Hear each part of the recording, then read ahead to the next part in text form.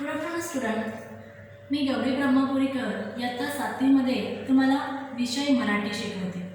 गेल्या काही महिन्यांमध्ये आपण विषय मराठीचा भरपूर अभ्यास केला आहे, वाचन केलं आहे, लिखाण केलं आहे, व्याकरण अभ्यास बघितला आहे आणि रायटिंग स्किल म्हणजे लेखन कौशल्यसुद्धा अभ्यासले आहे.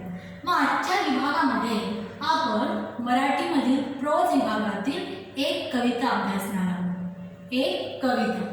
विद्यार्थ्यांनो, या चित्रात तुम्हाला काय दिसतं? या चित्रात तुम्हाला एक मुलीचं चित्र दिसतं. विद्यार्थ्यांनो, मुलीला वेगवेगळे नावं आहेत. कोणी तिला ताई म्हणतं, कोणी तिला दीदी म्हणतं, कोणी तिला मुलगी म्हणतं, तर कोणी तिला लेक म्हणतं. विद्यार्थ्यांनो, ज्यावेळेस ती आईबाबांची असते त्यावेळेस तिला लेक असं म्हटलं जातं. मग तुम्हाला कल्पना आलीच असेल की आज आपण काय बघणार आहोत. तर आज आपण आपली 11वी कविता ती म्हणजे लेक ही अभ्यासणार आहोत. विद्यार्थ्यांनो, ही लेक कविता कोणी लिहिली याचं कुतूहल तुम्हाला असेलच, जिज्ञासा असेलच. चला मग आपण या कवयित्रीचा परिचय करून घेऊ. कवयित्रीचं नाव आहे अस्मिता जोगदंड चांदणे. जन्म 1994. ओके. अस्मिता जोगदंड चांदणे यांचं 2 सरनेम, जोगदंड आणि चांदणे. जोगदंड हे त्यांच्या सासरचं नाव आहे, लग्नानंतरचं, आणि चांदणे लग्नाआधीचं. त्यांचा जन्म झाला 1984 मध्ये. त्यांनी वेगवेगळी पुस्तकं लिहिली. अस्मिता, स्वाक्षरी, वेदनांची भार, वलय, भूमी, माय मातीचं, लिंपल, काट्यात उडती पंख हे कविता संग्रह. कविता संग्रह म्हणजे कवितेची पुस्तकं, पोयम बुक्स त्यांचे प्रसिद्ध आहे, फेमस आहे. या कवितेमध्ये कवयित्री आपल्याला सांगते, लेक घरात वावरते तेव्हा सगळे घर हसरे, प्रसन्न, बोलके होते. बघा विद्यार्थ्यांनो, तुम्ही हा स्वतःच्या घरात सुद्धा एक्सपिरियन्स केलेला असेल. तुम्ही हा एक्सपिरियन्स तुमच्या आईला सुद्धा विचारू शकता की ज्या वेळेस लेक घरामध्ये वावरते असते त्यावेळी संपूर्ण घर हसरं, प्रसन्न आणि बोलकं असतं. ओके. तर तिच्या हसण्याने, रुसण्याने घराला घरपण येतं. घरामध्ये सर्वजण हसतं खेळतं वातावरण ठेवतात. लेकीचा निरागस, मार्मिक, हृदय स्पर्शी वावरण्याचं सुंदर वर्णन कवयित्रीने या कवितेत केलेलं आहे. ओके विद्यार्थ्यांनो, आज आपण पहिले ही कविता वाचणार आहोत. ही कविता मी आधी वाचेल आणि त्यानंतर आपण या कवितेचं स्पष्टीकरण करूया. ओके. मी कविता वाचते. लेक तांबड कुंदन, लेक हिरवा गोंधन, लेक झाडाची पालवी, लेक हाडाचा चंद्र, लेक असता मनाची सारी काळजी मिटते, लेक असता घराची रोज समई पेटते, लेक नसता घरात आस लागते उदास, लेक वेळ जागीच थांबते आणि मनही उदास, अशी चिमणी बोलकी साऱ्या घरात हसते, थोडे रागवले तर मग रुसून बसते, सारे जगही रुसले तरी परवा करू नये, पण आपली पाकळी कधी कधी रसू नये, फक्त लेकीला कळते, फक्त लेकीला कळते, अरे निसर्गाची भाषा, काळ्या रात्रीला लागते कशी सकाळची आशा. बघा विद्यार्थ्यांनो, लेकीचं सुंदर वर्णन कवयित्रीने या कवितेमध्ये केलेलं आहे. अगदी मार्मिक, हृदयस्पर्शी हे वर्णन आहे. आता आपण एक एक पॅरेग्राफ, एक एक स्टांजा घेऊन या कवितेचं स्पष्टीकरण बघूया. पहिली ओळ आहे, लेक तांबड कुंदन, लेक हिरवं गोंधन. कवयित्री आपल्याला सांगते की माझी लेक जी आहे ही माझी लेक माझ्यासाठी तांबडं कुंदन आहे. कुंदन म्हणजे रत्न, खडा. ओके. कुंदन म्हणजे काय? तांबडं. कुंदन म्हणजे रत्न, खडा, स्टोन. मग माझी लेक माझ्यासाठी तांबडं, लाल रंगाचं कुंदन आहे. त्याच प्रकारे लेक हिरवं गोंधन आहे. हिरवं गोंधन, लेक हिरवं गोंधन आहे. हिरवं गोंधन तुम्ही बघितलं असेल याच्या अगोदर, खूप अगोदरच्या काळामध्ये स्त्रिया आपल्या हातावर गोंधायचं.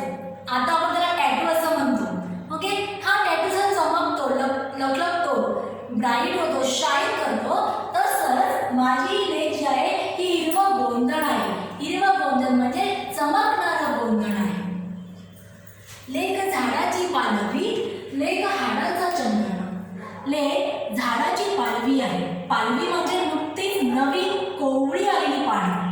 अगदी असं तुम्ही जेव्हा पावसाळ्यात बघाल, पावसाळ्यामध्ये जसं झाडांना अगदी नवीन नवीन हिरवी हिरवी अशी पालवी येते, त्याची किती सुंदर दिसते, त्याच प्रकारे माझी लेक जी आहे ही झाडाची पालवी आहे, नवीन नुकतीच कोवळी आलेली पानं आहे, त्या प्रकारे माझी लेक आहे. लेक हाडाचा चंदन. बघा विद्यार्थ्यांनो, स्त्रीचा जन्मजात स्वभावच आहे काय? झिजणं. ओके, ज्याप्रमाणे चंदन झिजतं तिच्या स्वभावानुसार ती दुसऱ्यांची काळजी घेणारी, घरासाठी झिजणारी, असं ती माझ्या हाडाचं चंदन आहे, असं सुंदर कवयित्री आपल्या लेकीचं वर्णन करते. ओके, पहिला स्टांजा तुम्हाला कळालाच असेल. आता आपण दुसऱ्या स्टांजाकडे वळूया. लेक असता मनाची सारी काळजी मिटते. कवयित्री सांगते की विद्यार्थ्यांना, कवयित्री आपल्याला सांगते की ज्यावेळेस माझी लेक माझ्या घरामध्ये असते त्यावेळेस माझी सगळीच काळजी मिटलेली असते, संपलेली असते, कारण माझी लेक माझ्या मनामध्ये सतत असते, नेहमी असते, आणि जेव्हा ती माझ्या घरामध्ये असते त्यावेळेस माझी सगळी काळजी मिटते, मला कुठल्याही प्रकारची चिंता काळजी राहत नाही. लेक असं त्या घराची रोज समई पेटवते. बघा विद्यार्थ्यांनो, संध्याकाळी आपण देवासमोर दिवा लावतो, आणि तो दिवा, मंद दिवा जो आहे तो संपूर्ण घरामध्ये प्रकाश आणतो.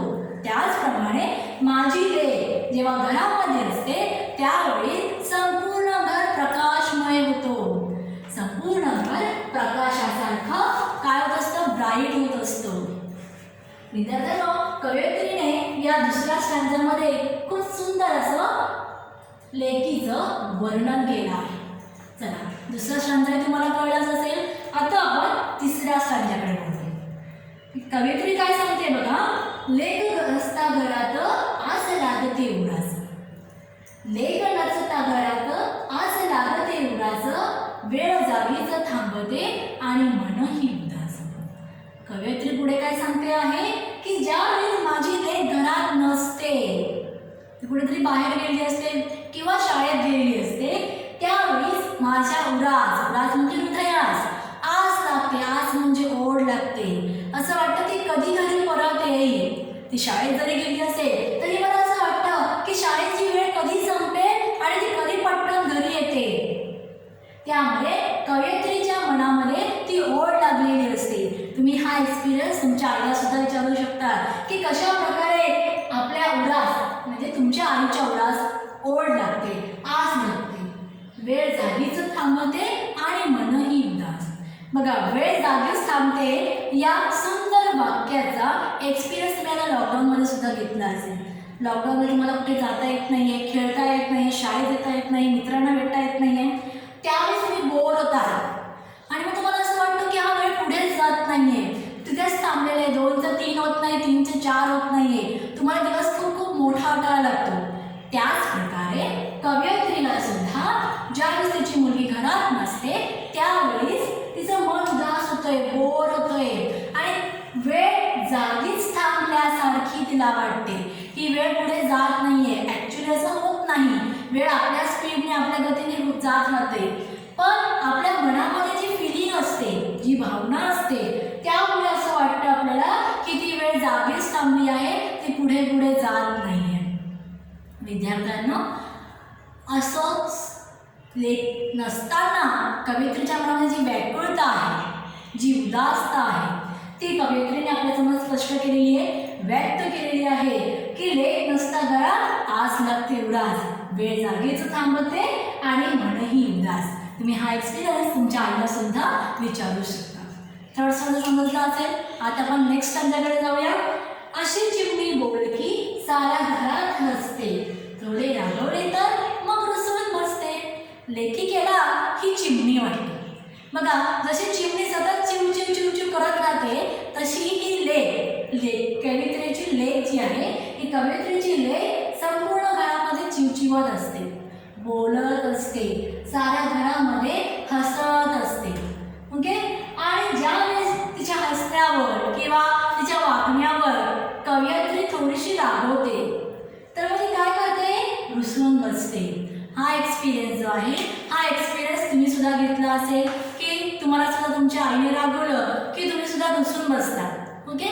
सो त्यावेळी जी फिलिंग होते ती फिलिंग, ती भावना कवयित्रीने आपल्यासमोर इथे व्यक्त केलेली आहे की तिच्या हसण्याने, तिच्या बोलण्याने संपूर्ण घरामध्ये चिमणीसारखं चिवचिवीचं वातावरण असतं. पण समजा एखादी गोष्ट आईला आवडली नाही तर मग मात्र आई तिला थोडंसं रागवते आणि मग ही लेक काय करते, रुसून बसते. नेक्स्ट समजा, सारे जगही रुसले, सारे जगही रुसले तरी पर्वा करू नये, सारे जगही रुसले तरी पर्वा करू नये, पण आपली पाकळी कधी कधी रुसू नये.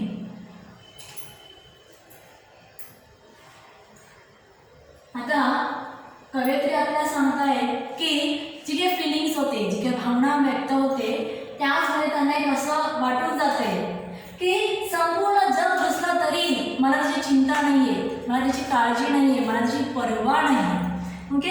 सारे जगही रुसले तरी पर्वा करू नये, पण आपली पाकळी कधी कधी रुसू नये. कवयित्री आपल्याला सांगते, तिला असं वाटतंय की संपूर्ण जग रुसलं तरीही चालेल, तरी आपण त्याची पर्वा करायची नाहीये. ओके. पण आपली ही पाकळी, पेटल, ओके, फुलाची जी पाकळी आहे, जी कोमल आहे, ही तिची लेक आहे. तिने आपल्या लेकीला पाकळीची उपमा दिलेली आहे आणि ही पाकळी जी आहे ती कधी कधीच रुसू नये, नाराज होऊ नये, उदास होऊ नये असं कवयित्रीला वाटते. आता लास्ट संच आहे, फक्त लेकीला कळते अरे निसर्गाची भाषा, फक्त लेकीला कळते अरे निसर्गाची भाषा, काळ्या रात्रीला लागते कशी सकाळची आशा.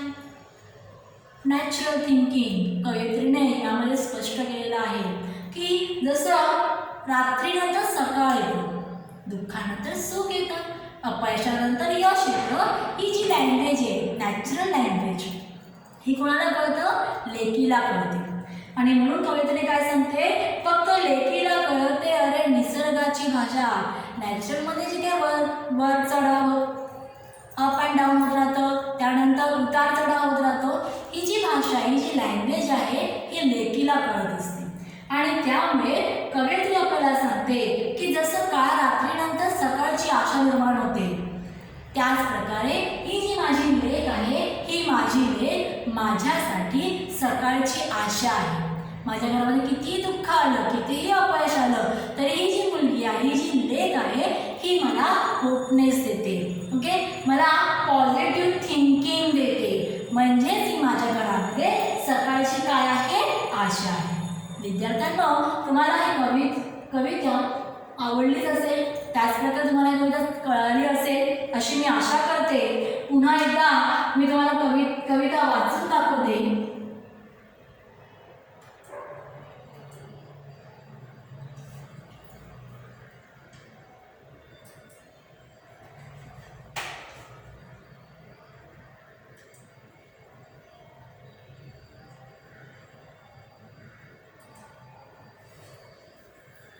लेक तांबडं कुंदन, लेक हिरवं गोंधन, लेक झाडाची पालवी, लेक हाडाचं चंदन, लेक असता मनाची सारी काळजीच मिटते, लेक असता घराची रोज सर्वही पेटते. लेक कवयित्रीसाठी लेक तांबडं कुंदन आहे, म्हणजे लाल रंगाचं स्टोन आहे.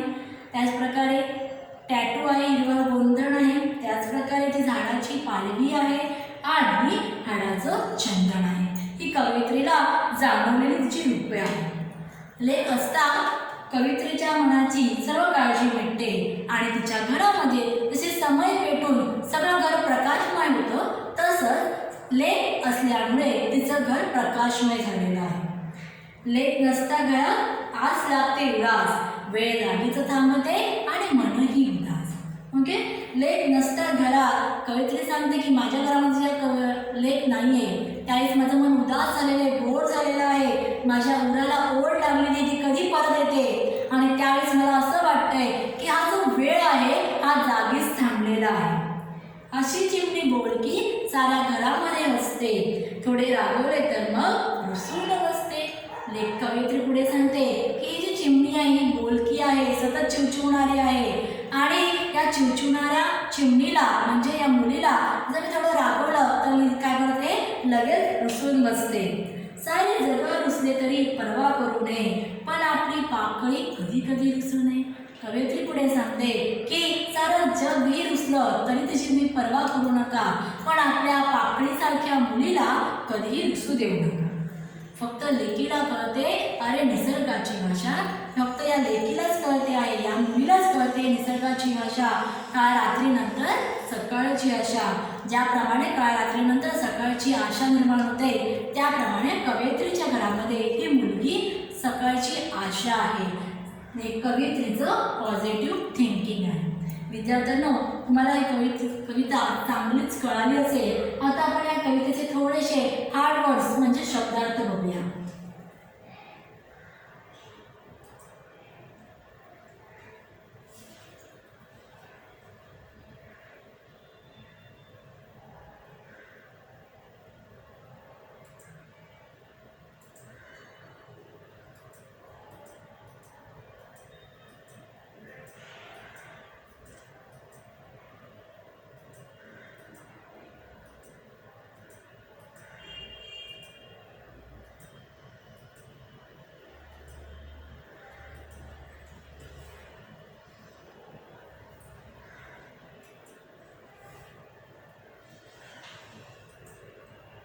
लेक. लेक म्हणजे मुलगी, गर्ल.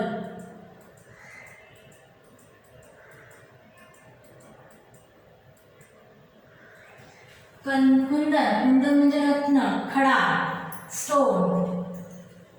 कोंदण. कोंदण म्हणजे गोंदलेले चित्र, टॅटू. झाड, वृक्ष, ट्री. पालवी, कोवळी पानं, नवीन टवटवीत, फ्रेश लीफ. मन, अंतःकरण म्हणजे हृदय. काळजी, चिंता. सारी म्हणजे सर्व, संपूर्ण. घर, सदन. रोज, नेहमी.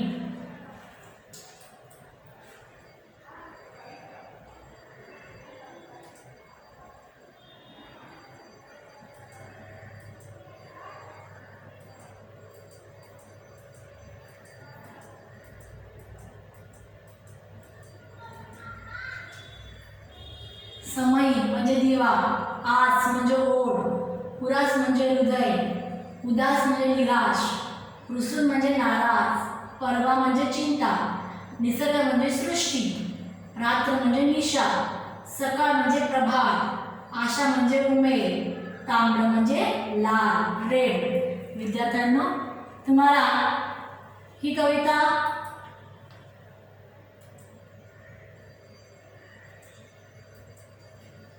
समजलीच असेल. सो धन्यवाद. थँक्यू.